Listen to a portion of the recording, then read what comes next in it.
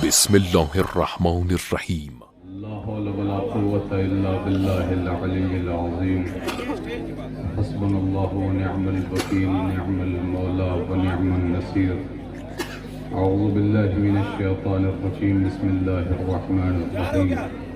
الحمد لله الذي هدانا لهذا وما كنا لنهتدي لولا أن هدانا الله.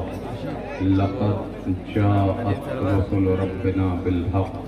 الصلاة والسلام والتحية والإكرام على النبي المكي المدني القرشي الهاشمي المفتحي مولانا ومولى الثقلين جد الحسنين أبي القاسم محمد وآله الطيبين الطاهرين المعصومين المظلومين ولعنة الله على أعدائهم أجمعين. أما بعد، فقد قال الله وقال الإمام وقال الرسول: السلام عليك يا حجة الله في أرضه. صلوات على محمد.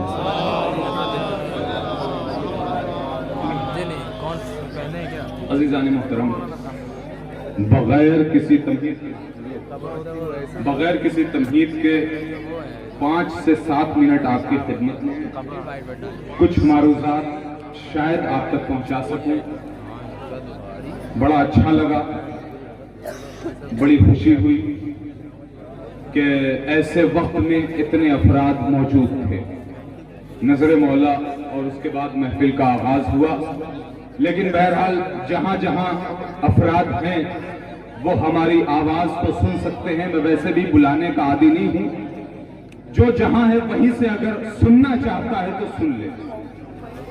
السلام علیکہ یا حجت اللہ فی ارضہ. امام زمان کے حوالے سے گفتگو ہو رہی ہے. میں مولانا کے گفتگو سے ریلیٹ کرتے ہوئے آگے گفتگو پڑھانا چاہتا ہوں کہ اگر کوئی زمین پر حجت ہے تو وہ حجت خدا ہے، جس کی وجہ سے یہ پوری کائنات چل رہی ہے، جس کی حکومت میں یہ پوری دنیا چل رہی ہے.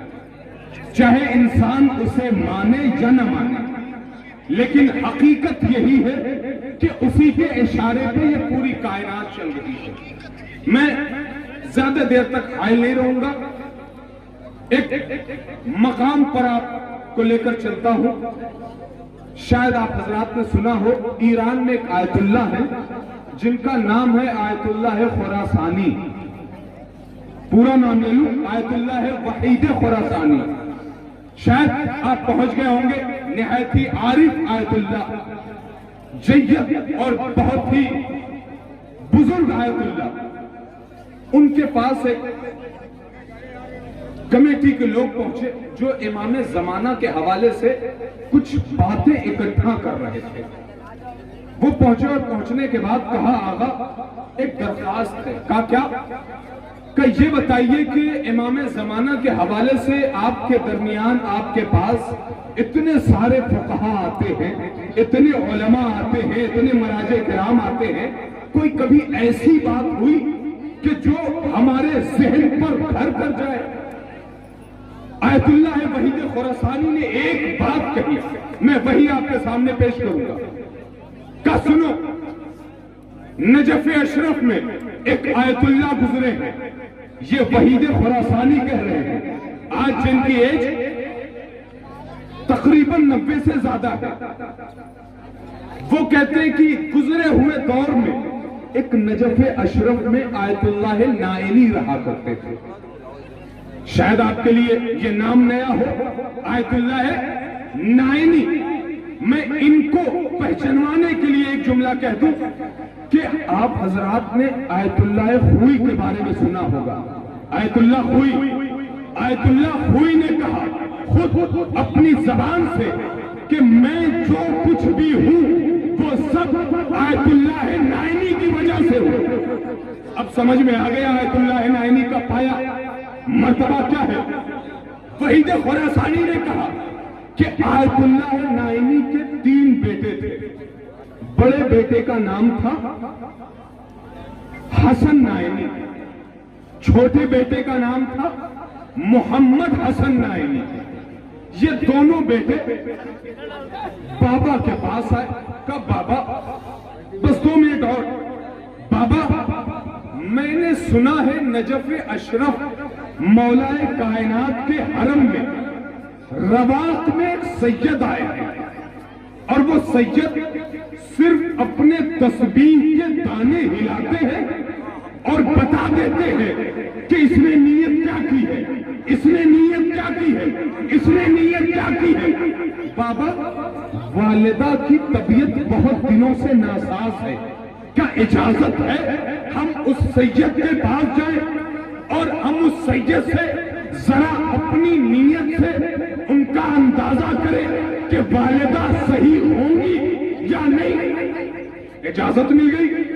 آیت اللہ نائینی ان کے بیٹے جو خود آیت اللہ تھے، جو خود وقت کے آیت اللہ تھے، وہ پہنچے نجف اشرف۔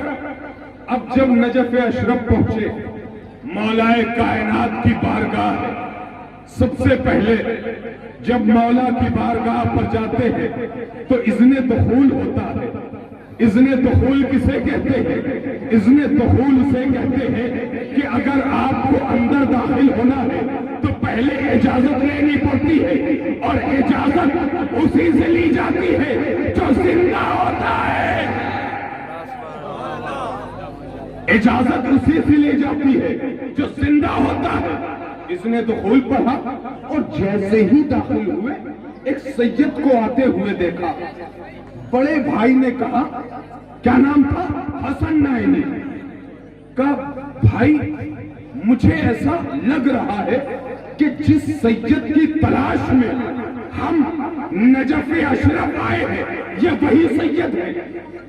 دور قدیم میں بہت سارے چہروں کے آثار بتاتے تھے کہ یہ کس علم کا مالک ہے، لہذا اندازہ کیا اور کے قریب پوچھا کہ ہم سید کی تلاش میں ہیں؟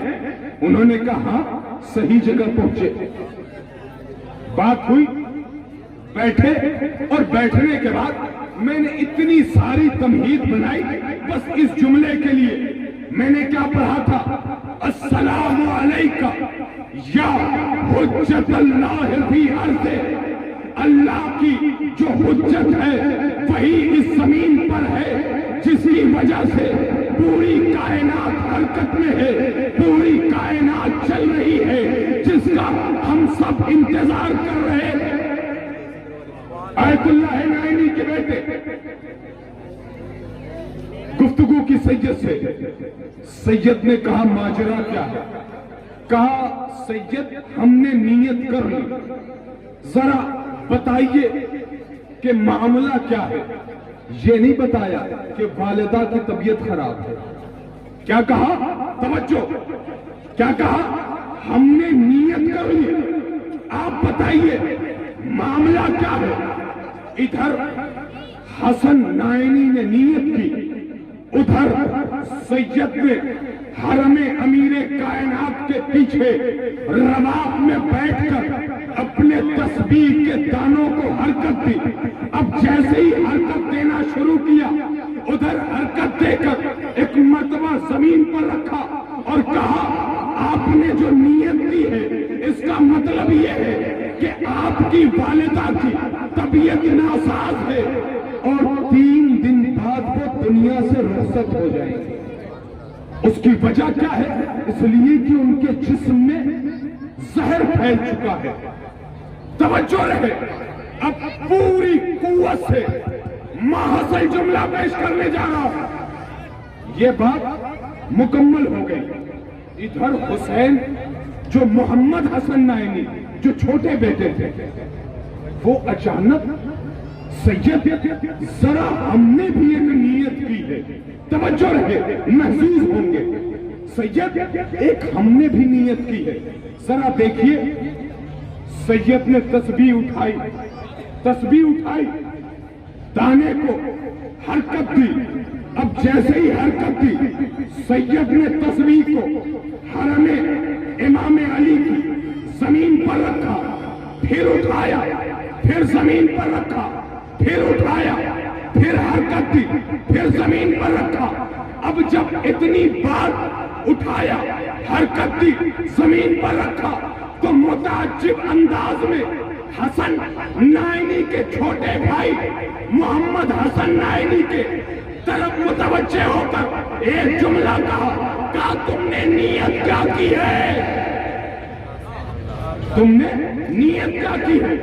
محمد حسن نائینی نے کہا ہم بھی تو یہی پوچھ رہے ہیں کہ ہماری نیت کیا ہے، آپ تو اسی چیز کے ماہر ہیں۔ ایک مرتبہ اب توجہ رہے، اس سید نے پریشانی کے عالم میں کہا مجھے ایک بات سمجھ میں نہیں آتی کہ تم نے نیت کس چیز کی ہے؟ کہا کیا ہوا؟ کہا میں نے جب پہلی بار تسبیح کو حرکت دی تو پتا چلا کہ جس کی تم نے نیت کی تھی وہ سامرہ میں تھا، دوبارہ جب اٹھایا تو وہ مکے میں تھا، تیسری بار اٹھایا تو مدینے میں تھا، چوتھی بار اٹھایا تو کربلا میں تھا۔ میں پریشان ہوں کہ تم نے نیت کس کی ہے؟ اب اس نے کہا آپ بتائیے کس کی نیت کی ہے؟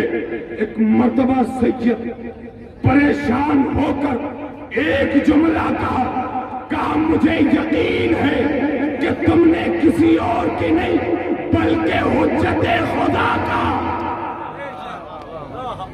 تم نے حجت خدا کا احساس کیا ہے اپنے دل میں، کیونکہ امام لمحے میں کبھی کربلا، کبھی نجف، کبھی سامرہ، اور میں نے ایک جملہ کہا تھا کہ اللہ کی حجت اس زمین پر ہے اور جس کی وجہ سے پوری زمین گھوم رہی ہے۔ سید نے ایک جملہ کہا دیکھو اس بات سے ایک بات سمجھ میں آ رہی ہے کہ یہ پورا نظام شمسی امام کے گرد گھوم رہا ہے، امام اس کے گرد نہیں گھومتے، اس لیے کہ امام کے اشاروں پہ چل یہ پورا نظام شمسی۔ لہذا میں گفتگو کو تمام کر رہا ہوں، ہم اپنے امام کے لیے یہاں پر موجود ہیں، اپنے امام کے لیے آئے ہیں۔ خدا را اپنے امام کو کبھی نہ بھولیں، اس لیے کہ ہمارا وقت کا امام ہے، وقت کا امام ہے، ہمارے دور کا امام ہے، زندہ امام ہے، ہمارے تو سارے امام، لیکن ہماری نظروں کے سامنے ہے امام، بس ہماری آنکھوں پہ پردہ ہے، جس کی وجہ سے نہیں پہچان سکتے، جس کی وجہ سے ان کی باتیں نہیں سن سکتے، ورنہ اگر اپنے مولا سے راز و نیاز کی باتیں کرے تو اس کا جواب آئے گا، آپ کی گفتگو کا جواب آئے گا۔ ایک جملہ کہوں اور آپ کی زحمت تمام، اپنے امام کو اگر یاد کرنا ہے تو اپنے گھر میں ماحول بنائیں، اپنے امام کو اگر یاد کرنا ہے تو اپنے گھر میں ماحول بنائیں۔ وہ کیسے بنے گا؟ وہ کیسے ہوگا؟ اپنے بچوں کو امام کا ورد کروائیں، قصیدے سنائیں، قصیدے یاد کروائیں، امام زمان کی دعائیں پڑھوائیں، اور اس کے بعد ایک جملہ جو میں کانپور کی زمین پر دے کر جا رہا ہوں، اپنے اپنے گھروں میں جو زمین پر بیٹھ کر دسترخوان پر نان و نمک کھاتے ہیں اور جو ڈائننگ ٹیبل پر بیٹھ کر کھاتے ہیں، دونوں افراد سنیں، ایک مقام اپنے مولا کے لیے چھوڑ دیا کرو، اپنے گھر سے ماحول بناؤ، ایک جگہ دسترخوان پر چھوڑ دیا کرو۔ اس کی وجہ بتاؤ، بچہ پوچھے گا بابا یہ کرسی کس کی ہے؟ بابا یہ کرسی خالی کیوں ہے؟ بابا یہ دسترخوان پہ جگہ خالی کیوں ہے؟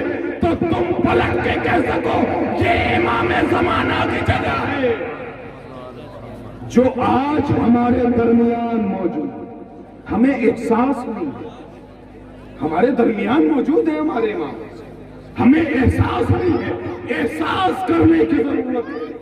لہذا میں دعا کروں گا پروردگارا تجھے واسطہ ہے اہل بیت کا کہ ہم سب کو حقیقی امام کا چاہنے والا بنا دے، اور ایسا چاہنے والا بنا کہ جب امام اس دنیا میں ظہور فرمائے، امام موجود ہیں، ہماری نظروں کے سامنے آئے، تو ہم اس لائق ہوں کہ امام کے لشکر میں شامل ہو سکے۔ وآخر دعوانا ان الحمدللہ رب العالمین۔ آپ کو ہماری اگر یہ ویڈیو اچھی لگی ہو تو لائک کریں، کمنٹ کریں اور چینل کو سبسکرائب کریں۔ والسلام علیکم ورحمۃ اللہ وبرکاتہ۔